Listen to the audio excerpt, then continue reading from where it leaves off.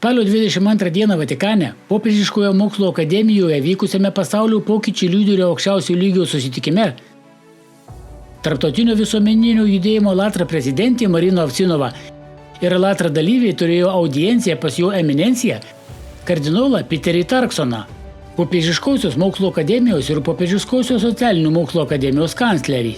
Kardinolas Peteris Turksonas yra viena iškiliausių Vatikano asmenybių ir integralaus žmogaus vystymosi skatinimo dikasterijos garbės prefektas. Daugelį metų jis buvo tvirtas taikos, teisingumo ir tarp religinio supratimo gynėjas. Jo įsipareigojimas skatinti dialogą tarp religijų ir kultūrų pavertė jį tikrų tiltų tarp tautų ir tradicijų kūrėjų. Kaip Vatikano akademijos vadovas jis siekė suvienyti mokslą, etiką ir tikėjimą, kad būtų užtikrinta tvari pažanga ir moralinė atsakomybė už mūsų bendrus namus.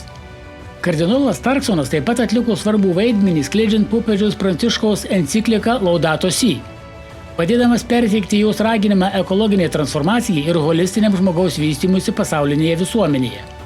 Popiežiaus Pranciškaus svarbi enciklika Laudato Si, rūpinimasis mūsų bendrais namais, buvo išleista 2015 metais. Joje raginama ekologiniai transformacijai ir žmonėje skatinama pripažinti visų gyvybių tarpusavio ryšį ir savo moralinę pareigą saugoti planetą. Laudato Si ragina kiekvieną žmogų, nepriklausomai nuo tikėjimo ar kilmės, elgtis su atjauta, atsakomybė aplinkos atžvilgiu. Susitikimo su Latra dalyviais, kurių aplinkosaugos iniciatyvos atspindi ir palaiko Laudato Si žinią metu, kardinolas Peteris Turksonas pasidalijo, kaip jis toliau skleidžia enciklikos idėjas, ragindamas žmoniją suvienyti širdis ir protus, kad būtų išsaugota kūrinyje. Praėjus 5 metams po Laudato Si išleidimo, Islandijos ministras pirmininkas ir prezidentas, o taip pat Jungtinių tautų generalinis sekretorius pasidalijo savo požiūriu į jos idėjas ir buvo išleista knyga Laudato Si skaitytojams.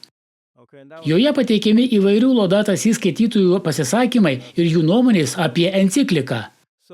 Susidurime su klausimu, kaip kuo plačiau paskleisti Laudato Si. Žinoma, knyga jau išleista. Ją pristačiau Jungtinėse tautose, UNESCO Paryžiuje ir Pasaulio ekonomikos forume Davose. Apie Laudato Si aš kalbėjau keliose vietose. Taip pat turėjau galimybę pristatyti encikliką universitetų bendruomenėms. Ohajo valstijos universitetas buvo pirmoji institucija išreiškusi susidomėjimą Laudato Si. Po to taip pat aplankiau Daytono ir San Diego universitetus. Siekdami plačiau skleisti Laudato Si, nusprendėme sukurti vadinamąją Laudato Si veiksmų platformą, kurioje nustatėme 7 pagrindinius veikėjus. Maldos namus, tai yra bažnyčias, mečetes, sinagogas, visas vietas, kuriuose vyksta pamaldos. Švietimo įstaigos, vidurinės mokyklos, universitetai, švietimo centrai, biurai ir gamyklos. Mes nustatėme šias 7 pagrindinės bendruomenės, subūrėme komandą 7 metams ir dabar matome, ką sukūrėme. Visa tai buvo padaryta siekiant populiarinti encikliką Laudato Si ir paskatinti žmonės ją taikyti praktiškai. Juk tai ne tik rašytinis dokumentas, bet ir veiksmų vadovas. Praėjo 10 metų. Dabar 2025, o enciklika buvo paskelbta 2015. Ir sunku įvardyti vietą, kurioje jau nebūtume įsitvirtinę. Viskas prasidėjo nuo enciklikos pristatymo COP21 konferencijoje Paryžiuje 2015 metais. Mano ir visos mūsų komandos nuomonė galiu teigti, kad mums pavyko Laudato Si idėjas pristatyti daugeliu žmonių ir bendruomenių.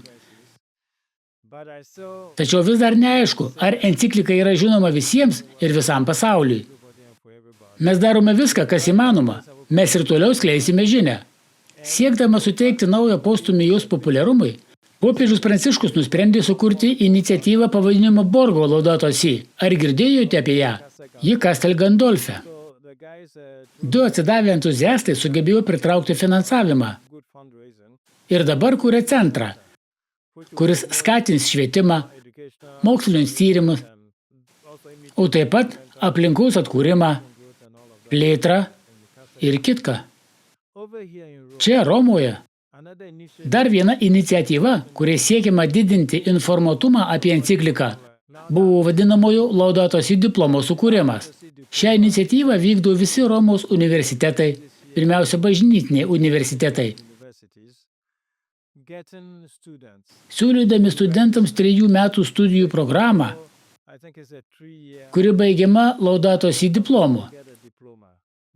Ši iniciatyva taip pat tęsiasi. Taigi, yra daugybė iniciatyvų skirtų populiarinti encikliką Laudato Si ir skleisti jos žinią.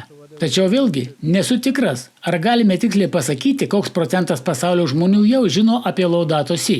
Tikėtina, kad jis vis dar mažas, bet manau, kad padarėme viską, kas žmogiškai įmanoma ir dalyvaujame daugybėje iniciatyvų, kad tai pasiektume.